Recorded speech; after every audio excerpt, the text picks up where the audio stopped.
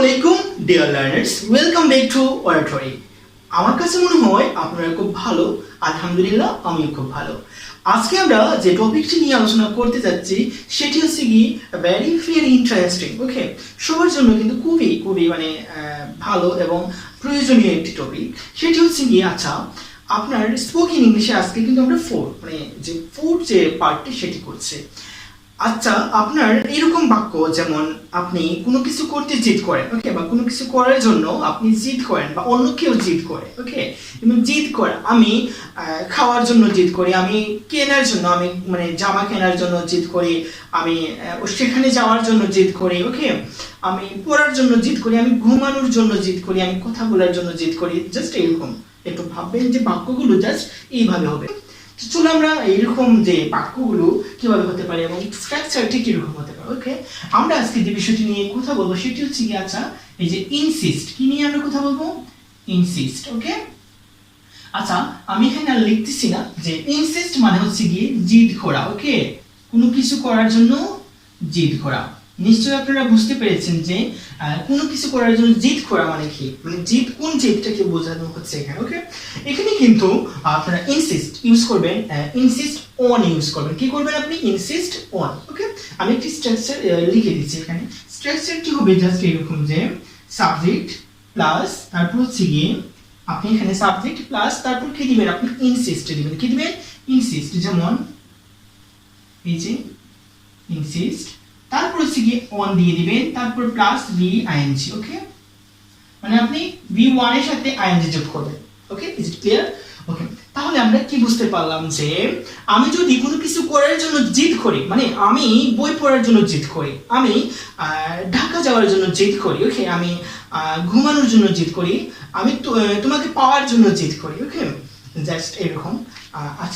তো আমরা একটি বাক্য লিখি এখানে যে আমি কি করি? আমি পড়ার জন্য জিদ করি। ওকে, আমি পড়ার জন্য জিদ করি, আমি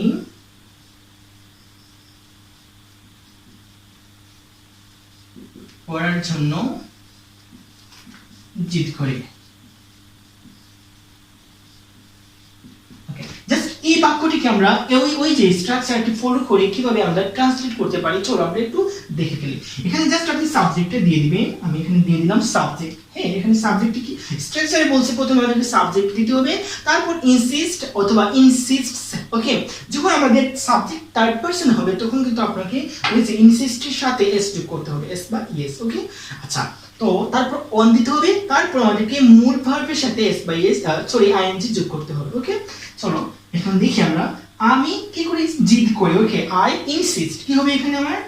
I insist. Okay, I insist. Clear? তারপর হচ্ছে কি অন, আমি জিদ করি কিসের জন্য? পড়ার জন্য। এখানে কি লিখছি আমি?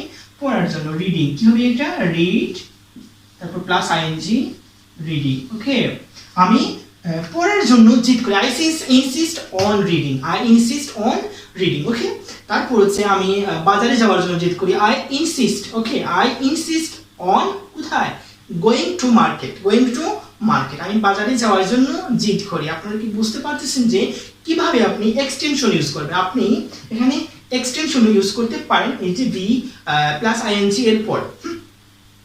আমি বসার জন্য জিদ করি, আমি ঘুমানোর জন্য জিদ করি। ওকে, যে আই ইনসিস্ট অন স্লিপিং। ওকে, তারপর সে খেলার জন্য জেদ করে বা জিদ করে। ওকে, তাহলে হি ইনসিস্টস, আপনি এখানে এইভাবে যে এবার এটা যদি দেখেন আপনি, সে খেলার জন্য জিদ করে বা জেদ করে। ওকে, সে খেলার জন্য জিদ করে। তাহলে এই বাক্যটিকে আপনি কিভাবে ট্রান্সলেট করবেন? যে হি, ওকে, তারপর আপনি এখানে ইনসিস্টস, ওকে, এসটা যোগ করবেন, জাস্ট ইনসিস্টস অন কি? প্লেইং। কি হবে এটা? খেলা না, প্লেইং। প্লের সাথে আইএনজি যোগ করে দিবেন। ওকে, তাহলে এটা আমাদের হয়ে যাবে, he insists on playing. Is it clear?